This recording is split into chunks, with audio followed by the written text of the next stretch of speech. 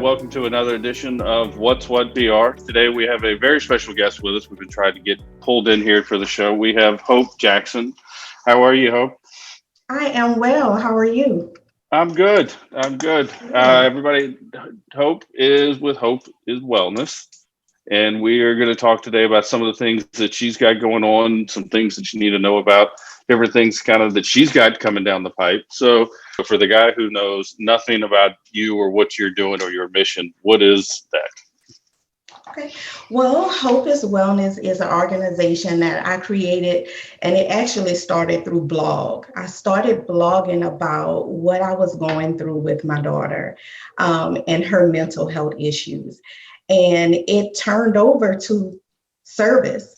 Hope is Wellness is here to encourage, to inspire, to provide training, as well as advocacy on mental health, and just all around everything mental health, anything that I can do to help the community and build the community and provide trainings and different things of that nature to get the word out that mental health is real and it should be addressed.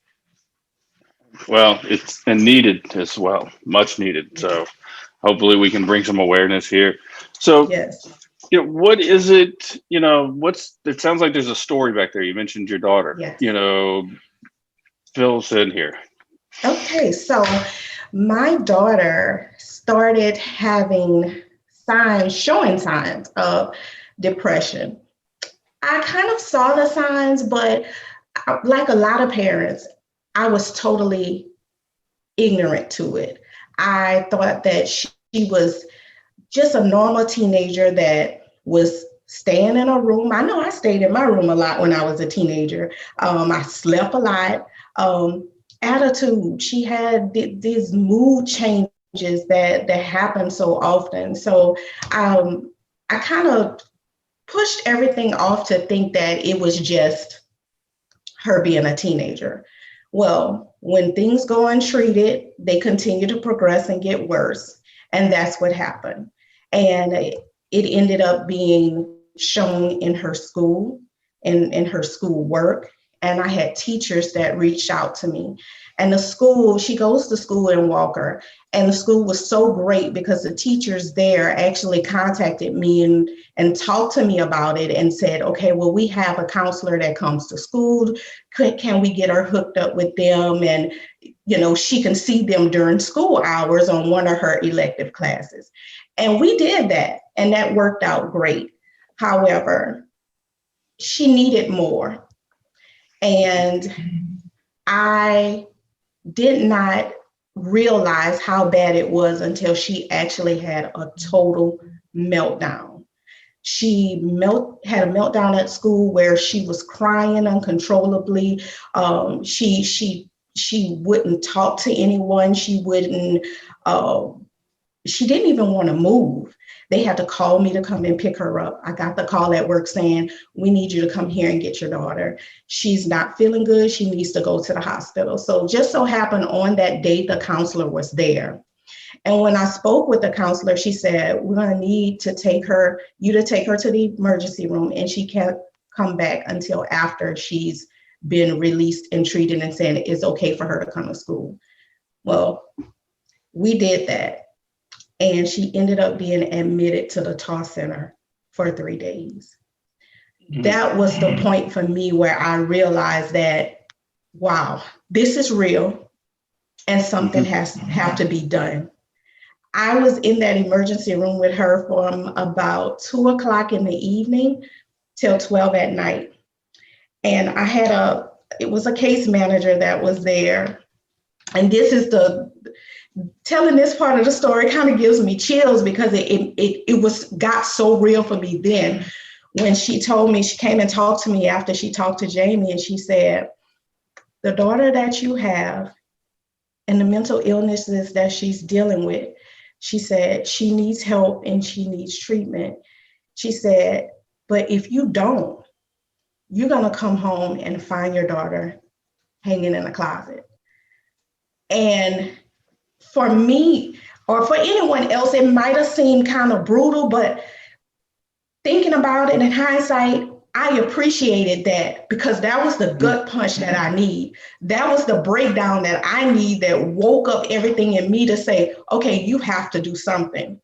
So at Mhm. that point, after we got over that, got her to the hospital. She was there for 3 days, which was the best 3 days for her and I because she needed that downtime to actually get away from the phones, get away from friends, just to be clear in her head. And I did too, because I needed time to process what was going on. So through that process, I decided, okay, I'm going full blown mental health. I need to find out what is going on, what's her conditions, which they did tell me. Um, I read up on everything. She suffers with depression, anxiety, OCD, and she's showing traits of bipolar. And she's still right now going to the psychiatrist to they're kind of assessing her before they fully diagnose her as bipolar. But I've been learning everything. And I just begin to say, you know what? This is not, if she can't fight for herself, I'm going to fight for her. I'm going to learn everything I can learn. I'm going to do everything I can do. I'm going to get her all the help that she needs. And we're going to get through it. And that's what we're doing at this point. That's amazing. It's, I think, I've talked to people in the past, and it's funny. Sometimes people don't think, on the mental illness side of things, they don't think of it much, but what you said, it made, kind of and I've heard somebody else tell me one time, you're in the emergency room. It's not anything physical. You're literally in an emergency room. And you're not worried about heart rate. There's no bleeding, that kind of stuff. No, But it's an emergency. There's something wrong. There's something that's got to be fixed. We've got to help.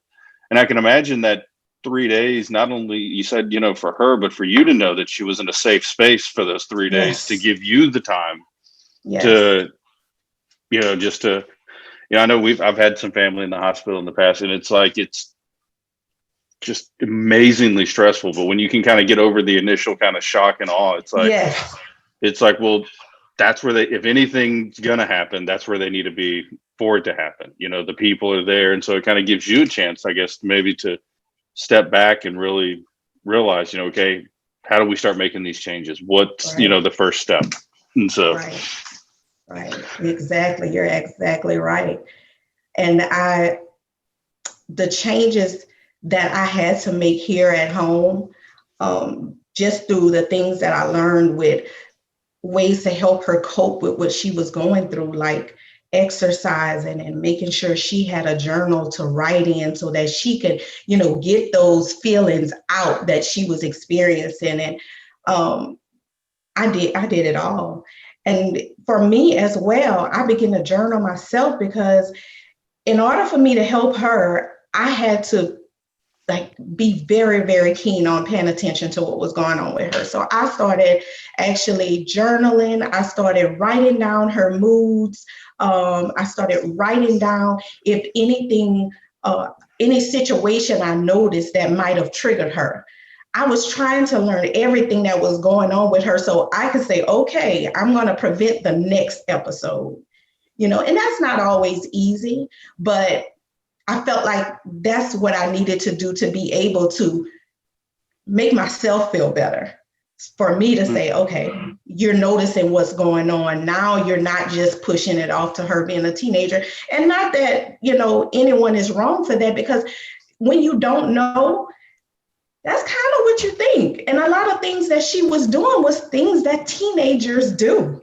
They're withdrawn from us. That's I've got on one of my, I say it all the time, and on one of my cards actually says, "You don't know what you don't know," and that's good. I like that's that. It's the, and I think what you mentioned, it's the signs of knowing, what to look for. I was actually, there's so many things that we're not taught, but are so critical. I was thinking about it. I was on a bike ride this morning actually, and was riding, and kind of my mind wandered off. I've got 3 kids. I've got a 12-year-old daughter and 7-year-old twin boys, and was just sitting there going, kind of riding. I'm like, what are the things that I'm not teaching them that I need to. Like, I need to go make a list. Like, there's certain things that, and I wasn't thinking anything mental health, along those lines, but it Yeah. was just those things of, we get so caught up in life and we get moving so Yeah. fast, and, it's technology's changed things, for Yeah. us. It does. It's like, I told my daughter the other day, she's not allowed to drive off when she can, in her first car until she can change all four tires. Like, Right. you have to know to do that. I Yeah. know there's an app, for it. You can call somebody, but we're not going to do that.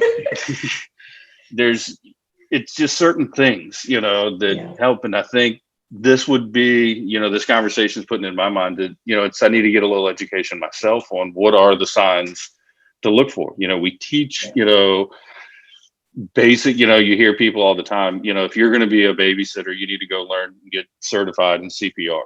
You Right. need to go, do this if you're going to be a coach, or you need to go get a physical. But nobody's having conversations on, hey, here's a couple key, you don't have to be the expert, but you just need to Right. know what to look for. And if you Yeah. see XYZ, it may not even be there, right? But it's like, go Right. find somebody that can tell you, do you have when it comes to teenagers, do you have a Right. situation that needs to be addressed, or do you just have a moody teenager? Yeah. Exactly. Exactly. And then another thing that why it's so important that we try and know these things is because some of us, I have a high performing, I call her a high performing teenager. She's high performing. She was at school, she had straight A's and B's. She was working a job. She was balancing everything. So I'm like, okay, well, your grades not changing. Her grades were good. So that nothing gave me indications that she was actually going through something, you know. I just thought, okay, she's good. But she has anxiety about school. So she has anxiety about her grades. So her grades wasn't going to fall because she has anxiety about that. And, she likes working her jobs. And I even after everything happened, there was an instance where I had to actually go to her job where she had a small breakdown at her job where they had to bring her out. And I actually slept in the parking lot, and it was like at 7. I slept in the parking lot till 10 when she got off after we got her calmed down and she went back into work. And I just stayed in the parking lot because I didn't know, what would happen next. But information, knowledge is going to be the key, just so you can, if you notice anything, you can get on it. And like you said, it might not always be that. It could be the teenager thing, but you never know. You never know. And I'd also like to say, in our culture, in the African American culture,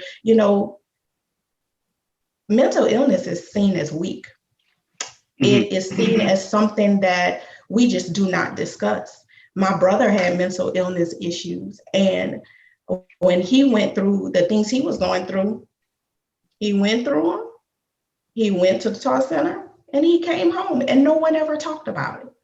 We never had a conversation about it. And it wasn't like it was a big thing. It was just something that happened. Okay, he's fine, and he's back home. He's good now, and he's taking care of himself now and doing what he needs to do to function. But it just goes to show that I could have fell in that same cycle with Jamie. And everybody don't always make it out of those situations.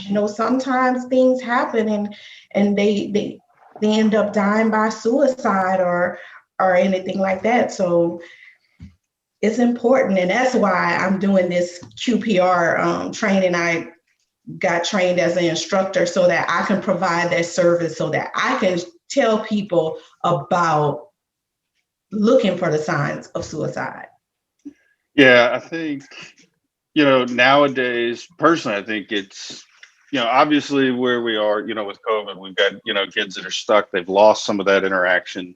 And I've always said, I think, one of the biggest problems, and I try to tell, my daughter all the time, the social media, it's not anyone, that's not their real life. That's their highlight reel.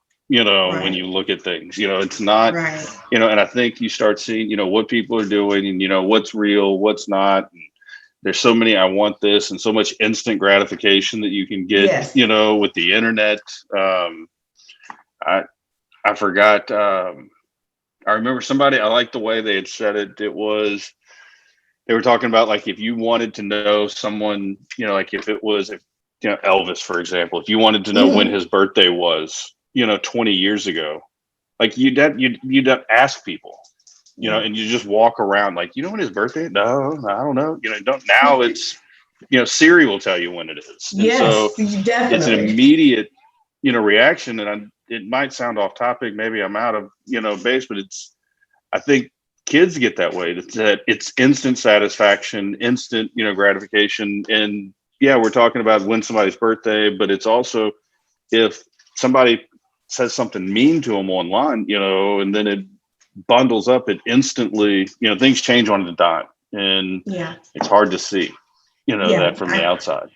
I totally agree with that. I totally agree. I call it the microwave era right now. It's like they get everything fast. They can pull it up on a computer. They could see their friends on Instagram and all these social media platforms that I feel is a whole bunch of pressure. And for me, I didn't have that. We didn't have all that when I was coming up. So I don't feel that the pressure was as much there. And then back then, we use more problem solving skills and learn how to work things out more where they don't have to. Like you said, they can ask Siri, they can go on Google, they can, there's all these avenues for them to just type something in and they can read something about whatever they're thinking about or whatever they're wanting to know about. So that instant gratification and that seeing other people. I mean, I know I can admit myself sometimes seeing things on social media and you see your peers and I'm like, oh, they doing that. Well, I work hard and I do this. Well, why am I going on trips, all the time and this and that? But we have to know, I think I did a blog post one time about, pictures. Pictures is just one moment, one still shot. You don't know what happened before that shot or after that shot. And then a lot of pictures are staged. So I don't think our kids all the time, That's rationalize with that. We've Yeah. had one where I had to explain. It was she saw a friend was posting a picture, when the selfie, with the car, Mhm. and it was like, if you look real close, that's like a Florida license plate. Like that's not, it's not theirs. They just, found it in a parking lot. Come on. So, You did the homework. You was looking in the background. but no, I think it's, I think not only, we're talking about teenagers, but I think, we've got to be, I'm sure that we've got to be careful. We've got people, as a society, I'm a huge tech fan. I love Yeah. technology as much as the next guy, if not more. But I can't imagine being single right now, Yeah. and like I was talking to somebody not too long ago, like if, we're kind of, we're getting out of this lockdown, but if you were on lockdown, and then, and you were stuck, by yourself, this, you could be in Oh, your wow. 30s or 40s. But where I was Right. going eventually with this is, well, it's we're getting out of it, but so many companies are doing, work from home to where it can very easily to where it's, well, I work from home.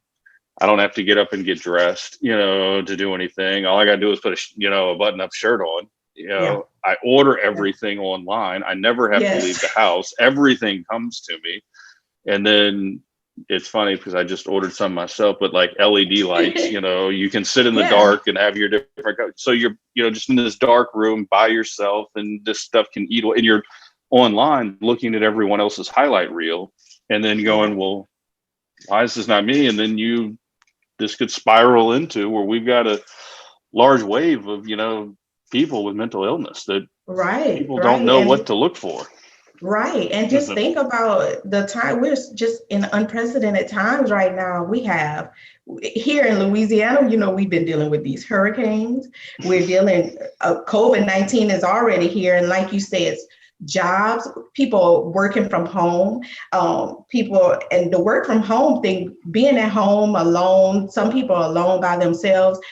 I mean, it was a transition for me. I like the opportunity to work at home. However, I missed seeing people walk by my desk. I miss going to the break room and having coffee and talking to my friends. I miss that interaction because I'm here alone during the day because daughter's at school and husband's at work.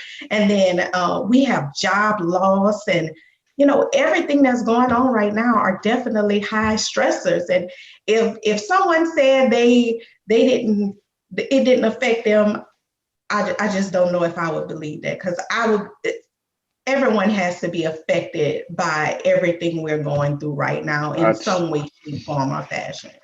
I tell people, if you live in Louisiana and right now, you get to write an awesome book one day if you want to.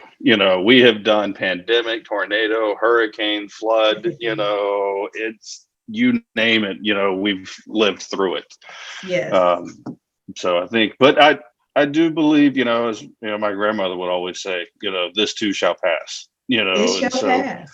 We will get through this. And I think that's some of the stuff you're helping with. You've got, you're going to be able to help. I did hear you've got some things going on at the library coming up pretty soon, right? Yes, to where we can get people out there. Yes, so I'll be doing my QPR suicide prevention training, and I'll be training people as certified gatekeepers. I'll be doing this training at the Greenwell Springs Library in Baton Rouge every second and fourth Saturday at 1 p.m. Starting in November.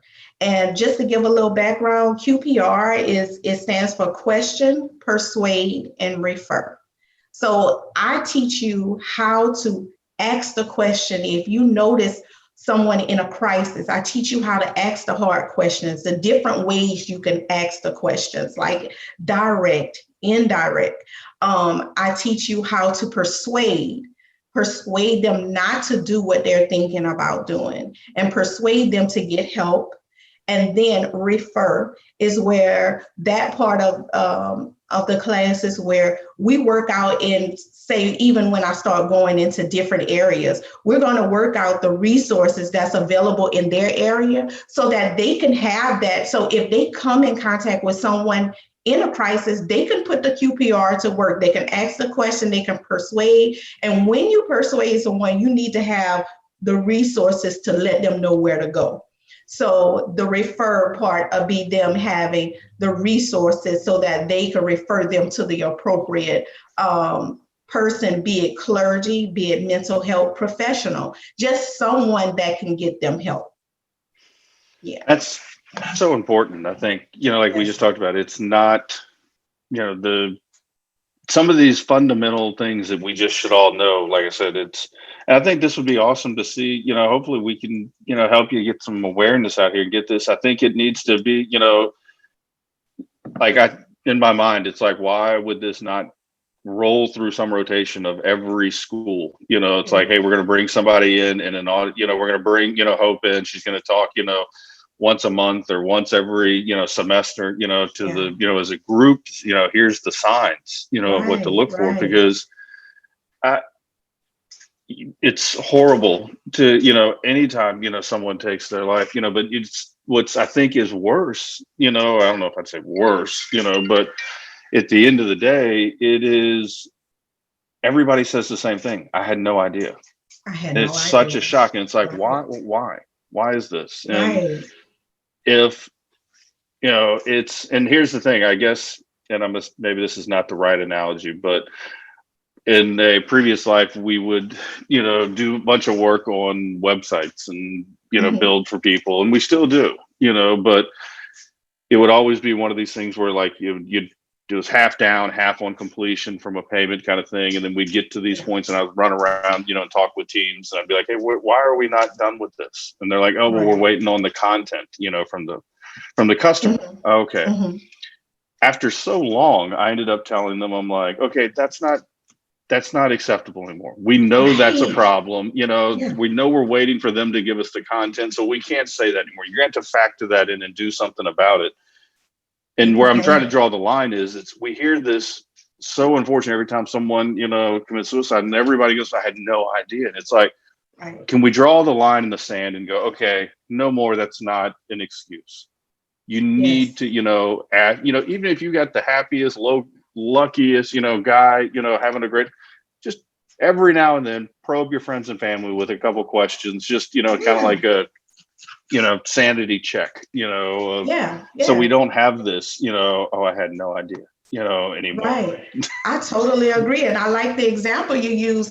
And because, if the more people we get trained, and that's my goal. At first, the QPR Institute, if you go online, they actually charge $30 for the QPR class. And that was the initial thing that I was saying, well, I'm going to charge $25. But I was like, you know what? No, I'm not. Because I want to be a service. I want to be a help to someone. I want to save a life. And I don't want money to stand in the way of that. Mhm. So I've been reaching out to schools. I've been reaching out, like I reached out to the library and they got back with me. I'm going to train as many people as I can because the conversation is so taboo and it's so uncomfortable for people. But I'd rather have that uncomfortable conversation than have a conversation about that person that lost their life due to suicide. So, my goal is to get as many people as I can get trained because, as like you're saying, if you train and they're knowledgeable, at least to know some of the signs of something about it, someone can actually not just help their family member, they might encounter someone at work. They may encounter someone at school. They may encounter someone just on the street that decided to confide in them. So it's opportunity all over for people to help someone. So if we get a whole bunch of gatekeepers and gatekeepers to be gatekeepers, Mhm. we're going to touch someone. We're going to save a life somewhere.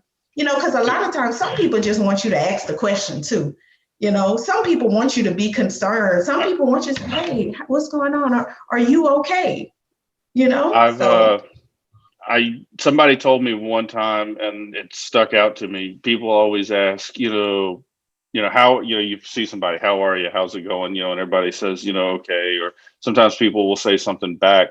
And I tell people, count how many times, don't call yourself out. But when you do that with someone, make a note when they get done talking. Can you tell yeah, them can you say what they said?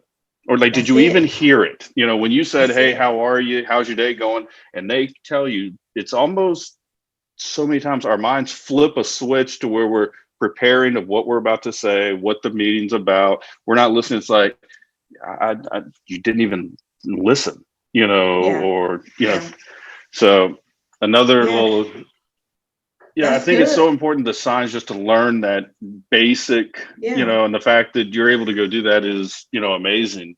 It's the little things yeah, that make yeah. the difference. It's the It's little the things. It signs. is.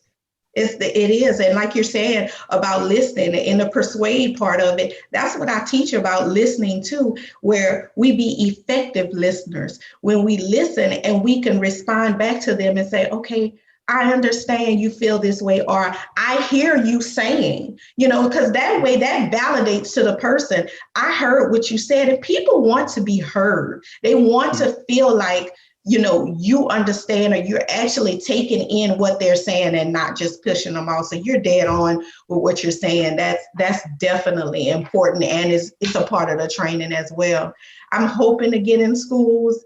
The QPR training, I just wanted to let you know that it has trainings that's geared to healthcare professionals, trainings that's for school professionals, and then the ones that's for the youth. There's training that just came out that's geared toward the construction industry, like plant workers and people that do construction. There's one for farmers. So it's different ones that we have access to that depending on the industry that we're going in and the environment that we're going in, we can use different trainings to address the different environments. That's amazing. Yeah. I think it's so important. We might have to see if we can get you connected with. You familiar with Kevin Hines? No, I'm not. If you take a look, we did a world premiere for him. He Kevin Hines there's a movie that they produced called Suicide: The Ripple Effect. Okay. And Kevin Hines, the short version, and he can obviously do it better, but he jumped off the Golden Gate Bridge and broke his back, and some sea lions basically held him up. And amazingly, he survived, and Wow. he's able to walk in. So, and this is the whole story. He runs, he speaks all over the country. He's, an amazing guy. We brought in and did it when the movie was premiered. We did it here in Baton Rouge, for him to be really great, because he's kind of, sending the message of the prevention. And it's like, hey, well, this can dove right in there, with, here's the signs to look for. So Yes. I think that'd be, amazing. So you've got, this, you've got, speaking all over, the library twice, a month. Yes. This is just, really good stuff. And so thank you. I'm trying. It's it should be easy. It should be just a matter of getting the message out. This is not one of those. I don't think people say no. I would hope people are not saying no. We're really not interested. In this at this point. It's just bringing some awareness, and whatever we can do to help get that awareness for you, we'd love to do that. So, right. And I think it's appreciate it. Thank you. even more important for these teenagers, what they're going through, and because you never know. Right. You don't know what you don't know.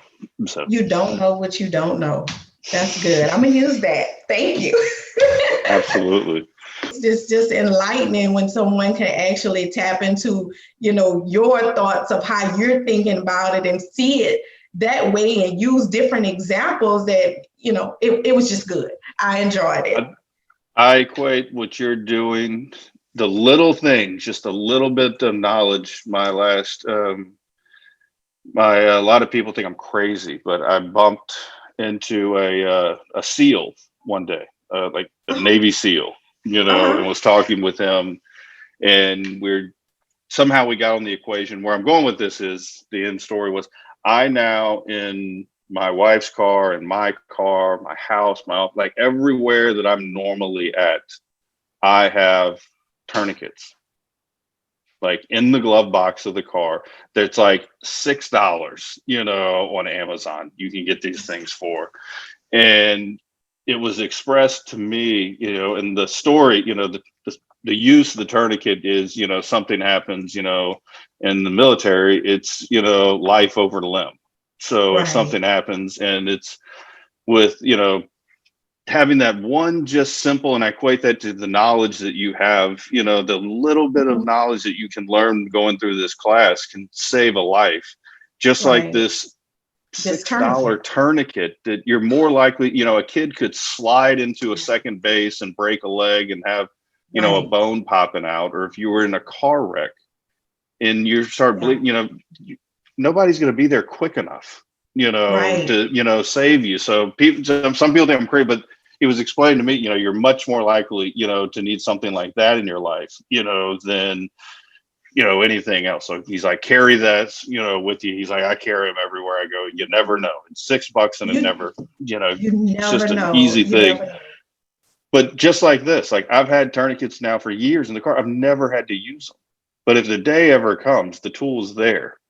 If you run through this QPR, class, you're going to learn it. And it's going to be one of those things that it might it's that the hair sticks up on the back of your neck and goes, there's something going on here. There's something's not right, and it might not even be my child. It might be a friend of mine's that comes to the house and go, it's not my place, but I have the confidence because I've been through this and I know there's something wrong. I'm going to call that parent and say, hey, I might be wrong, and let's pray to God I am, but you might want to go, take this, put a look. So it's, in my mind, kind of the same thing. It's invest a very small, investment. You're not even talking about money at this point. It's like take some time.